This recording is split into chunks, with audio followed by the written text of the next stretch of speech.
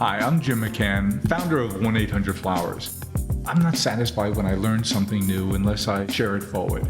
And so we created this podcast to continue that, to share forward the wonderful people we get to meet and most importantly get to learn from and make our lives richer and better. Together we'll cover the human experience. And for me, the human experience is foundational in the idea of relationships. The topics will be far-reaching, but common element you'll see here is it's all about relationships. So I invite you to join us on this journey. Come experience it with us, share your thoughts and ideas, and become part of our community. We'd love to have you.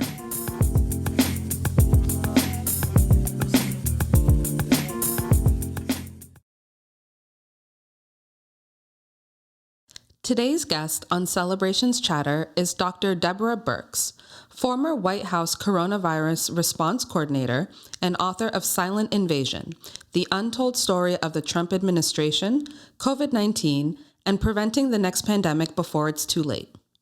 In this episode, Dr. Birx shares her expert insight into the field of epidemiology with Jim, as well as her involvement in fighting the COVID-19 pandemic at the highest level. Join the conversation as Dr. Birx shares it forward with her valuable knowledge and experience. I'm so looking forward to chatting with you today, and I'm just sitting here thinking, listening to you, I was justified in looking forward to it because you're such a smart person, a wonderful person, a warm person. You became such a famous person overnight, and obviously it wasn't your career path to become this media personality that you did by accident. But you said you grew up outside of Philadelphia. I think it was in Lancaster County. So I have a long story about moving too many times when I was an adolescent. So my father, we grew up outside of Philadelphia, first in Havertown and then in Newtown Square. And I went to his teeny tiny little school with only 30 in the same classroom from kindergarten to 8th grade. Boy, that is small.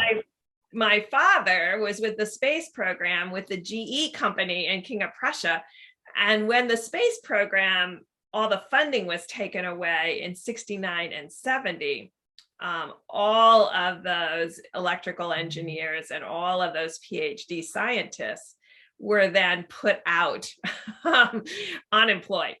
And so to find work, we first moved to Lancaster, and I then went to a public school. And then a year and a half later, we moved to Carlisle. So when you move 3 times between 14 and 16, you're like, I need to go to college. Stop this. And where, I think there are 4 of you. Where are you in the birth order? There's 3 of us. I was the youngest and the only girl. So parts of that were great. Parts of that taught me the unbelievable toughness of growing up with 2 older brothers. So did that make you de facto a tomboy? Exactly. Yeah.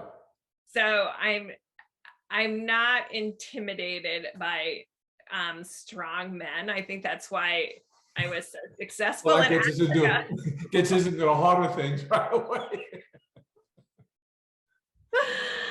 Yeah. So anyway, yeah. So it was, all of these life lessons prepare you for that moment. My wife calls it that special moment where you invented the classy cringe. When you were looking over at the comments about light and bleach, my wife said, boy, that is the classiest cringe I've ever seen. Obviously, that gentleman, the scientist, had gone into the Oval Office after task force, but we had only brought him in. It was April. I was very worried about young children because I had 2 grandchildren under 3 at the time. I wanted them outside again. And all of the cities, all of the mayors had closed the playgrounds. And I really felt like outdoor, this was April of 2020. I thought outdoor was safe and I wanted kids back outdoors. I thought that was the best thing for them. And so we had the DHS scientists study because I knew parents, this is when people were wiping everything down with Lysol. I knew if we could convince mayors and moms that sunlight was delivering the same level of disinfectant as Lysol or Clorox, that mayors and moms would understand that playgrounds and being outside were safe. So we asked the DHS scientists to do that comparison on surfaces. And interestingly enough, it worked out.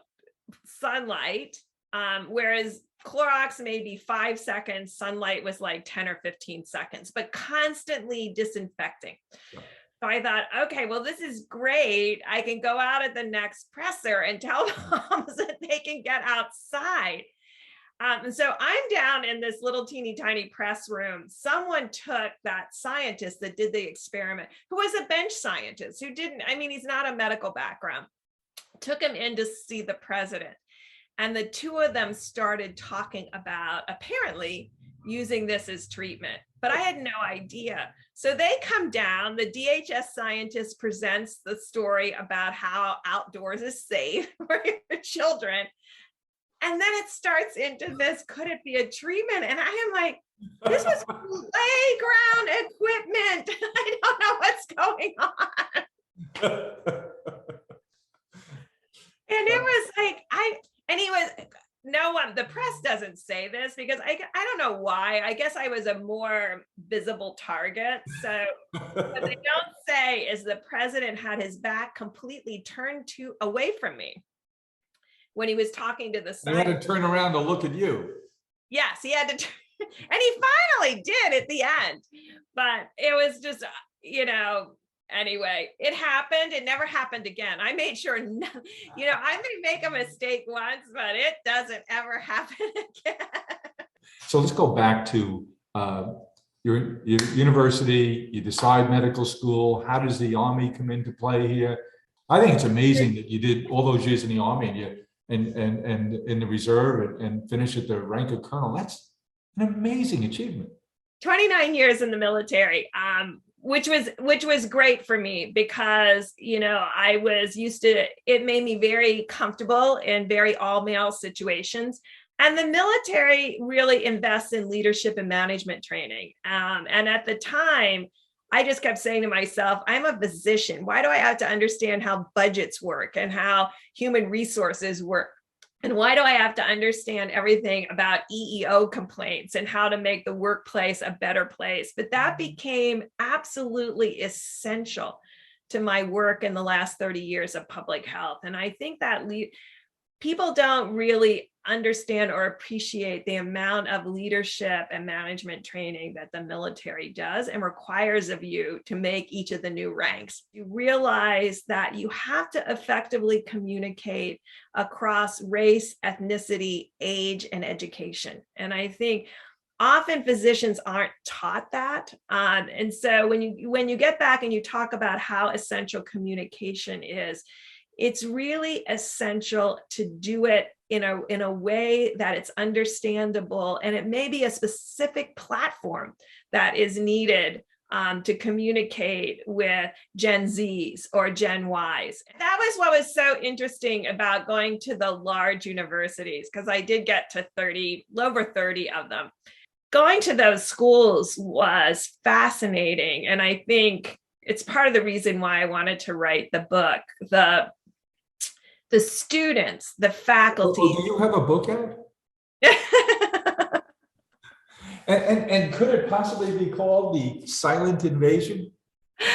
Yes, just to remind people that most of the viral spread is not visible. When I got to those large universities and met with the students and the faculty and the administration. And why are you there? Why are you meeting with them?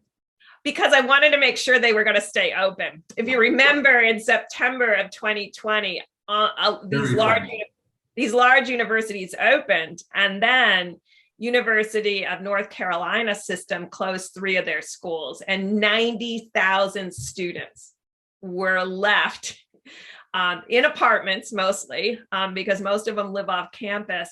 And the university wasn't providing comprehensive services anymore because the university was closed. So now I had 90,000 18 to 22-year-olds running around. Definitely going to stay apart and properly distanced.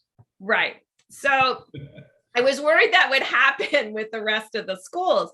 But when I went to them, like University of South Carolina, detailed planning, and understood that the only way to make this work was to have the students, the administration, and the faculty all planning together over the summer, and the mayor of the city planning with them, so that they were all in partnership, so that when things happened, they knew that they had a plan B, a plan C, a plan D, and they were prepared for all of the different kinds of things to happen. And was there a common playbook that was being developed, or that you would bring to the table that they could flesh out? Well, we had calls monthly with all the university presidents, and really talked about what they were doing to open. Now, not all of them were opening, and I think the bravery of doing that and understanding that they were more than an institute of higher education. In many cases, these large universities are the students' beds. They're the students' jobs, and they're the students' entire food supply and opportunity for that 9 months. And the students started food banks. The sense of community, the sense of willingness to work together, the sense of we're going to figure this out together. We're going to meet as a team. We're going to hear what your issues are. We're going to find a way through it. They set up abilities for the ones who had to isolate, people bringing them food, bringing them the books, making pharmacy runs for them. It was an unbelievable system that they created to ensure that everyone did well. And I was so impressed. I mean, I was so impressed by the willingness to work together across ages. I mean, obviously you've got 18 to 22-year-olds all the way up to 60, 70, and 80-year-olds, trustees, all agreeing that the school needs to be open to provide that psychosocial support, that education, that bed, that food that these students needed, that commitment to figure out a way to move forward in spite of COVID. And that was so inspirational to me to see that in state after state, community after community. I saw it with the tribal nations. I saw it with the university students. And it didn't matter what walk of life they came from, where they grew up. It didn't matter their age or their diversity or their ethnicity. They viewed that they were all part of this community. And I tell you, when you went to the universities, you did feel old, because even when they saw me outside and I knew outside was safe, they would all ensure that their masks were really tight every time they came by me, because they were concerned about, they knew the data. They knew, even at that early standpoint, like we knew, that people over 70, which I was not, but people over 70 were at a significant. Don't make fun of me. We're all there together. We're all our baby boomers together. But I was really impressed by their diligence. They knew that they themselves were not at significant risk for severe disease, but they were willing to protect those who were. And I think that's a lesson I learned in 2020. I think it's a lesson that still the federal government and the mayors and governors really need to take to heart, that people will do, if you give them the right information and the right data, they will do what is needed to be done to protect their community, their elderly, and those at a significant risk. And I feel like we're still not giving the people the tools to do that successfully. And that's how you battle pandemics. You work at the community level, because that's where the virus spreads. It's a theme that you come back to over and over again in your book, Silent Invasion. The idea of the importance of data and good, crisp, honest communications. So it just came up here in how you're talking about how the colleges and the college communities responded. And I would assume the group that's most left out there are the parents, because they're not there physically when all of that organization is taking place, all of that planning. So you're a professional, you're a military professional, you're a research professional, but not a communications professional. But communications has played an extremely important role in everything you've done. How has your attitude about communications, its important, evolved and changed as a result of this unbelievable experience you've had? Nothing is more important than communicating to the level of the community in a pandemic. It is the way we turned the tide in sub-Saharan Africa against HIV. Everyone said we couldn't do it because we didn't have a vaccine. But if you arm people with the data and the information and the knowledge that they need on a platform that they're willing to listen to, or from a peer that they're willing to listen to, and you're honest and transparent, and you tell people what you don't know and what you do know, and that you're going to continue to update them with you as you learn things. When it's easy to do the low-hanging fruit. And I consider the Northeast the low-hanging fruit of America. It is easy to get. We've been called fruits before, and frankly, we resemble that, but go ahead. Well, when you have a drugstore on every corner, sometimes two, when you have 22 level 1 trauma centers within a 50-mile radius of New York City, you just have options and opportunities. You still have primary doctors. You still have urgent care. It's not the norm in the United States.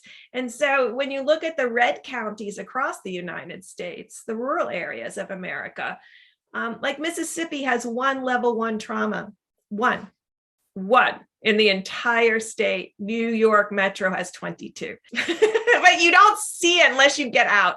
And that's why, you battle pandemics on the ground and you don't battle them from your computer. And it's why I went out into the field and met with communities and local leaders, and tribal nations, because I wanted to know what was happening on the ground.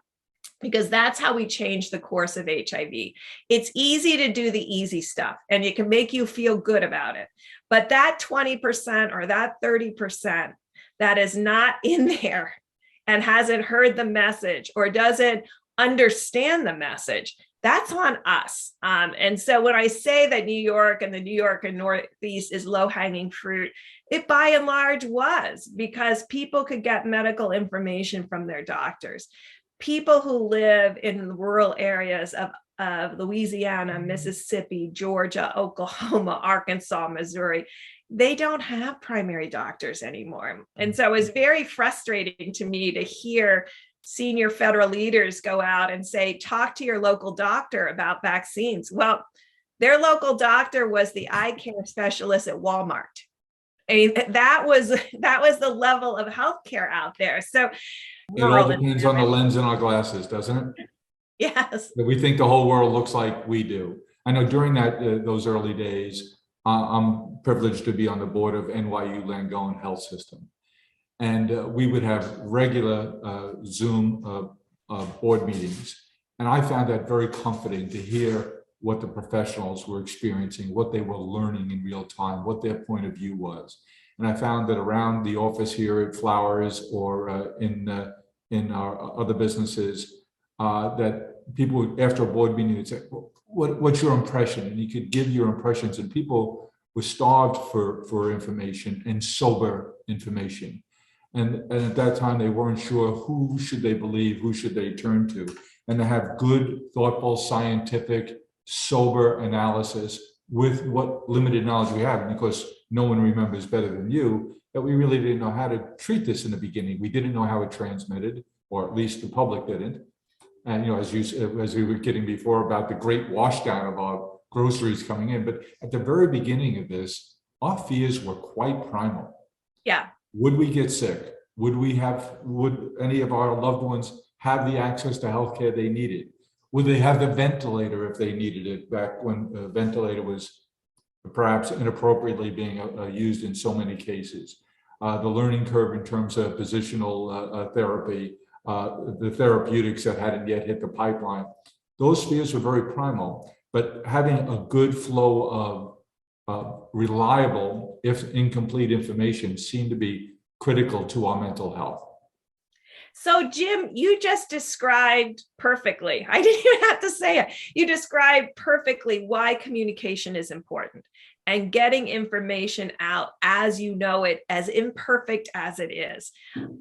And you were able to get that on a regular basis and build that trust. And then you became a peer educator to the rest of the individuals that you interact with every day, from your family and into your business. Yes. And that is the way it should work.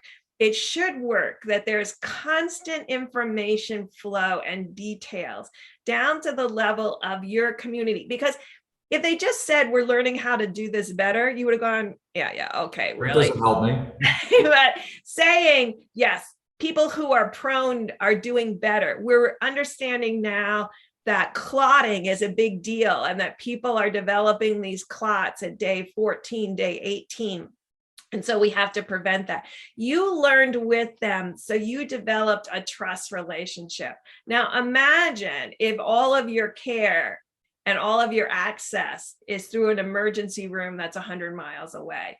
You don't have that same access. And I really wanted the book to be available to the average American so that they would know that they were empowered to confront this. Because once you know that you're empowered and you have the knowledge and you can access the tools, because now you know where they are and what you need to do, and you're going to fight to get them, which is another big piece of living in America and the inequity of our distribution of the tools.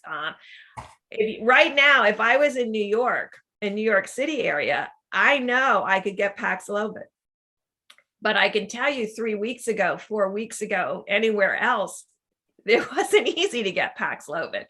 So you can imagine, I hate pandemic responses by slogan.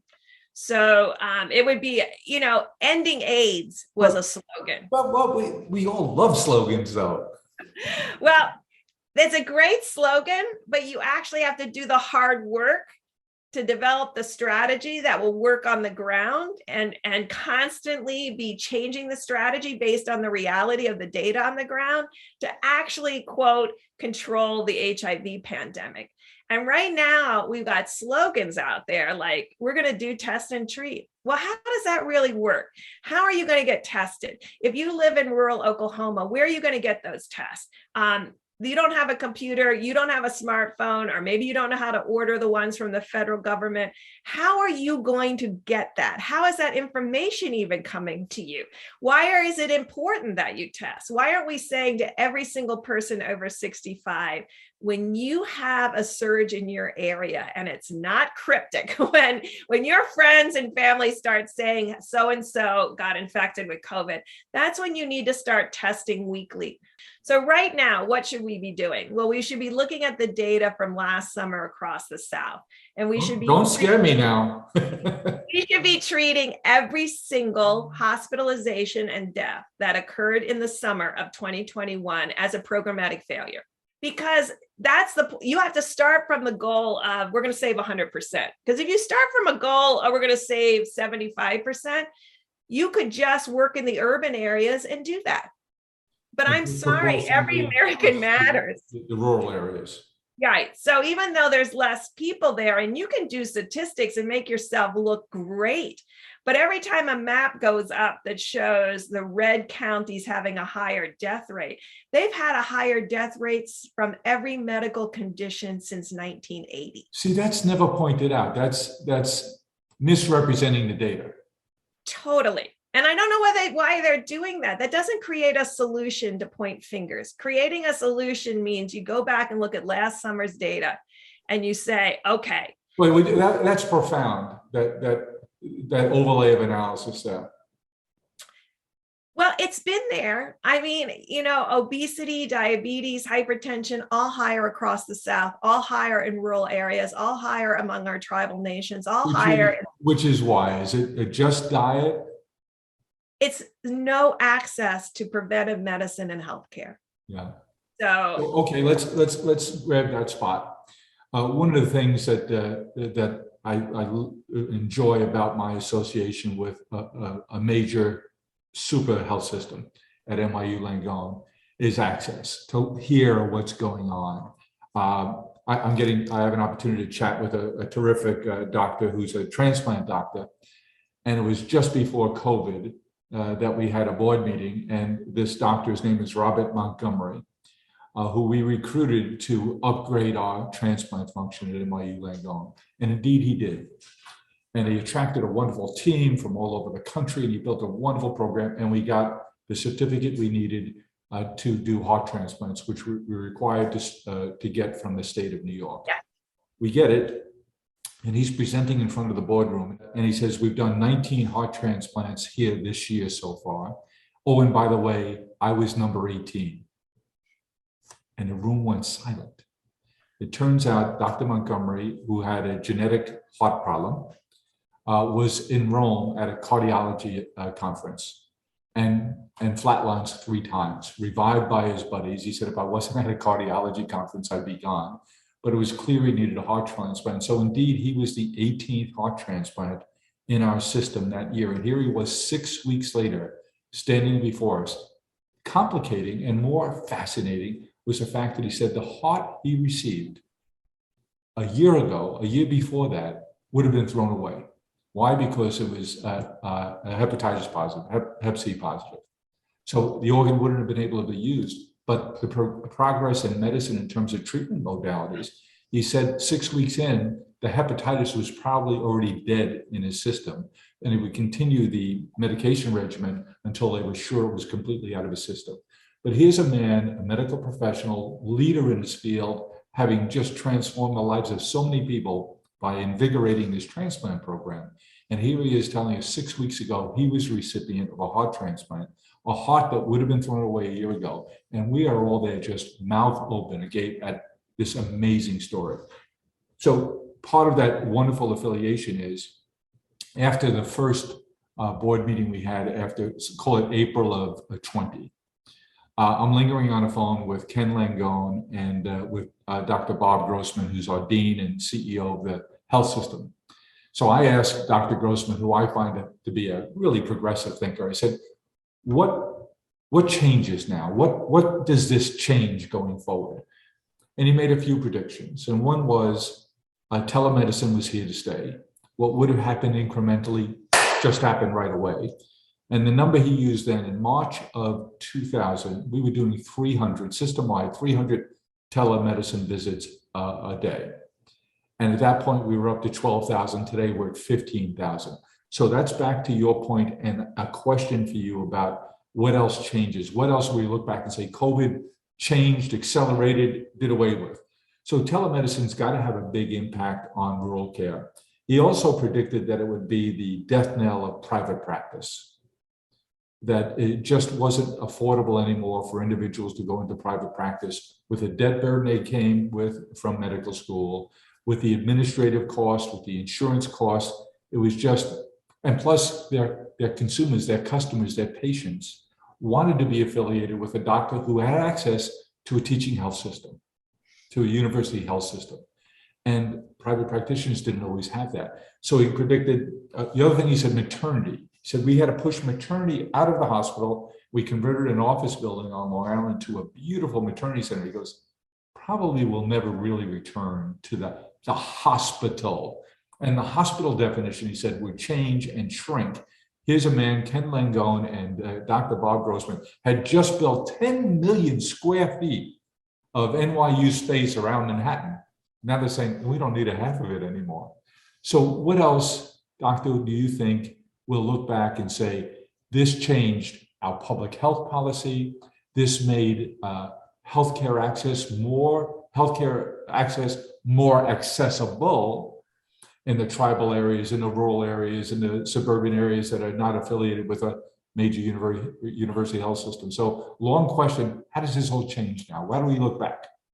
Well, I hope two things definitely change. One of the most critical one is moving into the 21st century, because most infectious diseases, particularly respiratory infectious diseases, were syndromically diagnosed in the 21st century.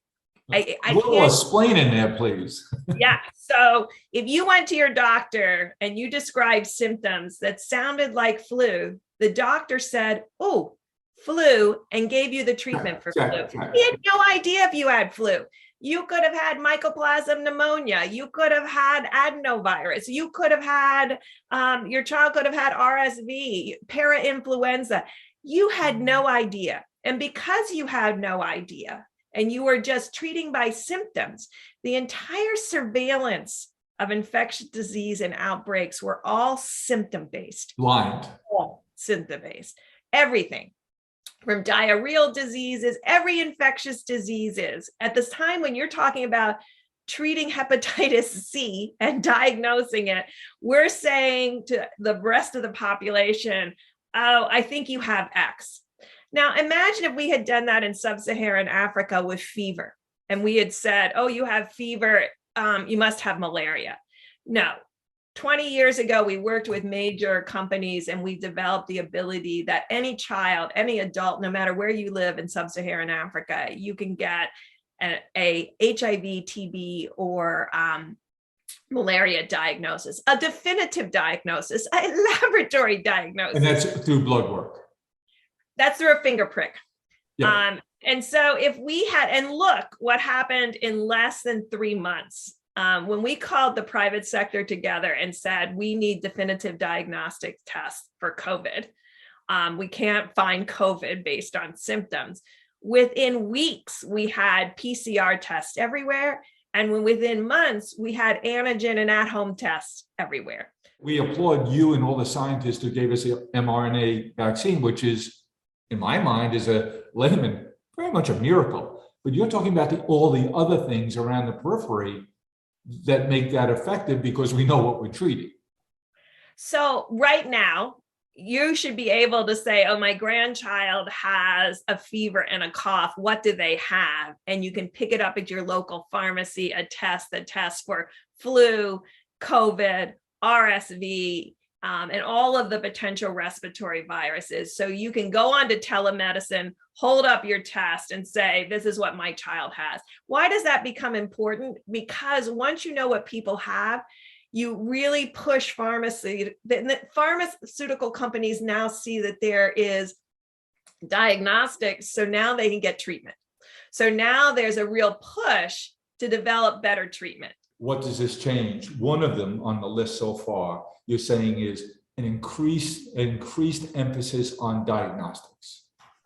Diagnostics that then lead to better therapeutics. Yes. And when you have those two pieces together, that's how you cut down hospitalizations. But either of them by themselves doesn't fix it. Even when we had testing without good treatment, we still had a lot of hospitalization. Improving diagnostics, improving and therefore more appropriate therapeutics. You said that's not enough. What's next? Data. And so in a world, data person. Well, look at what you do. Okay. You made flowers. There's no data on that. You made flowers accessible to everybody, but you also know in certain times of the year what people order. So you know what to source and you know what to bring together. And there's a feedback loop between consumers and suppliers. Now we need a feedback loop between infectious diseases and the medical system to really understand what is happening on the ground. All of this is available electronically now. All of the private sector entities, whether they are labs or hospitals or clinics, would be willing to provide anonymous data by age bands, race, and ethnicity so that you can blur your individuality. And so when no one knows it's you anonymize the data and you make it available not only to the public health people, that's great, but as you described, you needed to know the information. You needed to be empowered to know what was going on. And so that data needs to be continuously updated. We put this up on the system. It's an HHS community profile. So it's up there, but it's not being utilized by the average American right now for decision-making. As we've gotten more sophisticated about tests that we can do at home, has the data become less perfect? You know, to me, I always look at the absolute number, but to me, what's equally important is the rate of rise and the trend. So even if you're only getting 40% of the test, but it's a consistent 40% over that 3-month time period, the trend becomes the most important thing. Yes. And I can tell you, it's not being talked about right now, but if you go on that HHS community profile, you look at state and county level test positivity of the tests that are coming in, it's extraordinary high.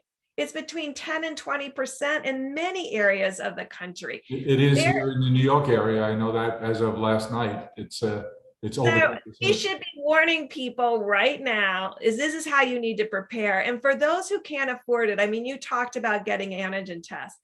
I've bought 300 of them. We test all the time in our family. That's why the original 9 of us that have been in a pod the entire time have never gotten COVID, because we work at it, and we work at it every day, and it takes work. But we test to make sure if it happened, we can immediately pull ourselves out of the system so that we can protect the children under 5 and my 93-year-old mother. I mean, we have reasons that we have to test at this level. But right now, across much of the South, which we know will start indoor gathering pretty significantly because it's going to be too hot to gather outside, that right now, everybody over 65, and you know what? We know where every single person over 65 lives, because they're either getting Social Security or Medicare. So this is not rocket science. Stop putting it up there and saying anybody can get a test, you order your 8. Send 10 tests to every single person, every single household, every single person that has over 65. Our government is good at doing big stuff. But they could do this today. So stop asking people to order them. Send 10 tests right now to every single American over 65 with instructions of, if you are positive, here is the telehealth number to call to immediately access Paxlovid. What happens, particularly in rural areas? Someone gets COVID in the family, very low symptoms, that then spreads to the at-risk, vulnerable individuals. And at the beginning, they discount it. It's just a cold. And so they get past that 5-day period really quickly. But if they're testing and you say to them, as soon as your test is positive, call this number, we're going to FedEx Paxlovid to you. Then you have a strategy rather than a slogan. You have something that every American can make available to them, for them, and with them. Then you start looking at every hospitalization and every death as a failure of that system. That is just the start. You have to constantly be refining what you're doing and how you're doing it in community by community in order to fill the gaps, address the barriers, and ensure that people are getting the access and the care that they need to survive. So that's the answer to the question that everyone, I'm sure, is asking you on this book tour. And I'd love to hear how it's going for you. You're doing a book tour like some people ran for president the last time. You're not out on the road like you would have been a few years ago. So that's another big change. And thank God for this technology, because this would have been a much worse experience without it. But the why, people say, here you went through this unbelievable experience. You get thrusted from your normal, not so normal, everyday life as a professional, as a scientist, as a parent, as a sibling, all these regular things. And all of a sudden you're in this unbelievable spotlight. And then you say, enough, I'm out of here for a bunch of reasons. And then you walk it back in. And then the question is why? And I think you're telling us now the why, that this is your life's work, your career's intention, and you have the opportunity to change and to influence, and you're finding that you can do it more effectively from outside the system. You know, I've always worked inside the system, and I prided myself in getting government to work efficiently and effectively and to translate your taxpayer dollars into high impact programs. And I was able to do that and battle major pandemics that no one thought were controllable. But what we have not learned in this country is how to utilize those lessons learned to make our healthcare delivery work for every American. And I think the solutions are there, just like we have the tools for COVID and ensure that everyone can survive and thrive. We have the ability to change and improve healthcare in this country. You describe what those things are.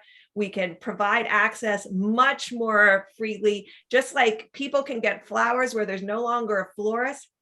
We should be able to deliver healthcare where there's no longer any primary care physicians.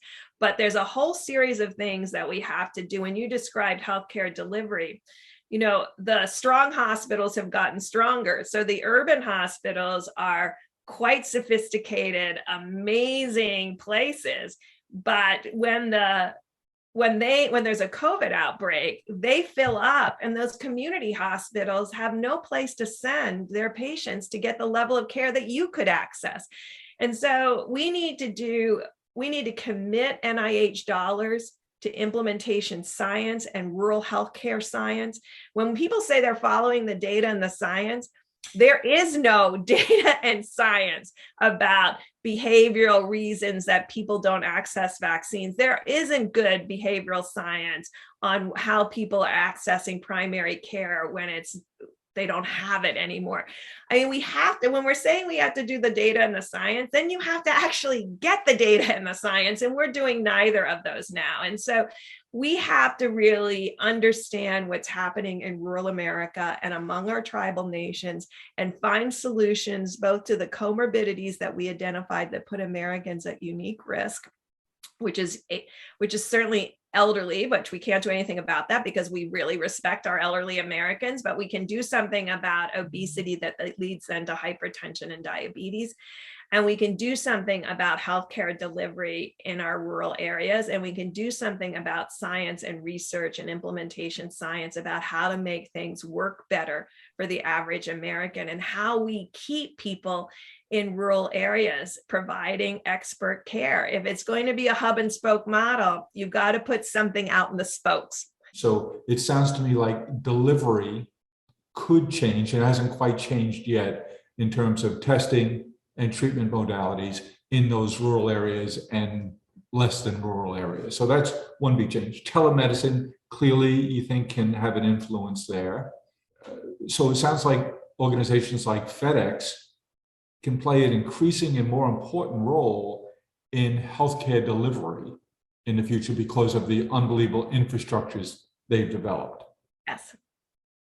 Yes, and frankly, the United States Postal Service, who delivers a lot of the Amazon packaging in rural areas. I mean, yes. They really, where there's not FedEx, there still is a United States Postal Service. And so we're not utilizing all the tools that we have. There are dollar stores everywhere. So, I mean, we could put out information into dollar stores about how people can access healthcare in a more effective way. There is so much, and we're not using them. Yep. The one thing that the White House did have is they had amazing 30-somethings. But when I told them, I really think millennials can help us. I have millennial children. I have a lot of belief that millennials are doing an incredible job in all of their different areas. And I wanted them to communicate to the baby boomers. I wanted them to get to their parents and their grandparents, because I really felt like baby boomers were not going to take this seriously. I think the 20 and 30 somethings are amazing. I think that they know how to integrate data and communicate effectively to their parents and grandparents about why these things are important. And I think we need to trust the American people with the data, with the actual graphs, with the actual information, so that we can get the information to them in a real way. And they will understand it, just like you understand what went on at those trustee meetings at Lincoln. They didn't dummy it down. They told you the technical details. You carry that with you today. You understood it. Wasn't where your background was, but you get it. Every American can get it. So stop telling Americans what they want to hear. Tell them the actual facts. Tell them that vaccines are not going to protect against infection. Tell them that they could transmit to their grandparents and their immunosuppressed family members who are getting cancer treatment. Tell them the truth, and then give them the tools so that they can effectively survive in COVID. So what we've learned from you is so many things today, but from the taking off on your last message, it's still here, it's still real, it's still a threat, and we have to behave accordingly. Next chapter, and I don't know when that is, but I do know at NYU Langone that they've turned their attention, not from the media, but the research scientists have turned their attention to long COVID. We should not pretend that we know the long-term consequences of a COVID infection, and we should not be dismissive about that because we don't have people out far enough to know how significant these are, but we know how significant long COVID is, and no one wants their adolescent to get long COVID. So what we should be telling parents and what data we really need right now is how well do vaccines and boosters protect against long COVID? It is not absolute. And so we need to be able to say to people, it's a 30% decline or a 50% less risk of long COVID. I don't know what it is. And we should know that. We should know that right now, how many people were vaccinated in different age groups and whether they develop long COVID or not, whether they develop the brain changes or not, whether they have the long-term taste and smell abnormalities. Those are neurologic events. We should take them seriously and we should be tracking that. And we're doing it right now in a haphazard way, and we need to do it in a real way. Dr. Birx, you're remarkable. And having had an opportunity to interact with you today has been a treat and a privilege for me. And I know when I talk to my kids over the weekend, when we get together for a barbecue, actually we're getting together for a concert this weekend. My grandkids think it's a hoot that Grandpa likes Coldplay. So I'm taking them all to see Coldplay this weekend. So when we're at the concert and they ask me a question, I work into who are some of my heroes. Top of my list this week is to talk about you, Dr. Birx. You're a real hero of mine and of all America. Well, I hope you enjoyed what you heard, and I know I'll be sharing it forward. I hope you get to as well. Let's keep the conversation going. Follow me along on Twitter at Jim1800Flowers and on LinkedIn at Jim McCann. Hope to talk to you soon. Thank you for listening to Celebrations Chatter. You can join our community by reaching out at chatter@celebrations.com. And while you're at it, tell us what topics you'd like us to explore here on the Celebrations Chatter podcast. Thank you for listening, and don't forget to share it forward.